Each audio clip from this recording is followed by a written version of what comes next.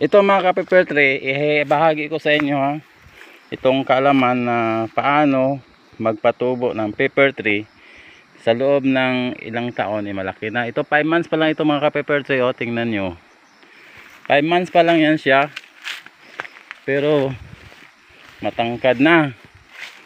Yung iba sa 5 buwan pa lang niya nakuan, malaki na yung puno niya, tingnan mo.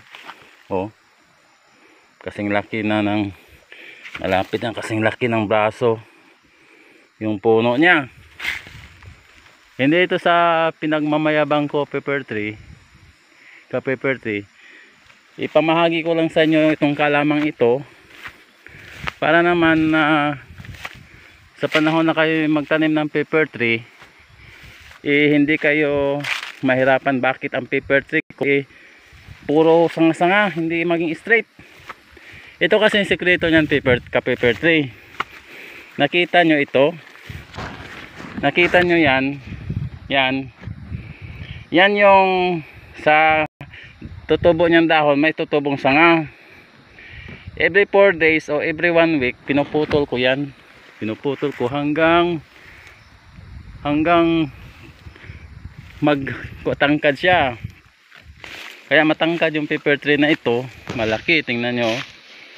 Malaki yung puno niya, tapos super tangkad. Yan pa ka-pepper tree, oh. Matatangkad itong makuha na ito, straight. Ibinahagi ko ito sa inyong kalaman na ito para kung kayo'y magtanim ng pepper tree ay hindi baluktot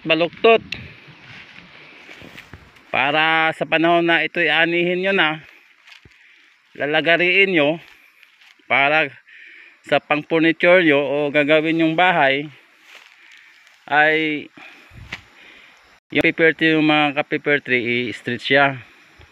Mapakinabangan nyo ng husto na walang masyadong masayang dahil sa mga sanga na tutubo sa kanyang puno.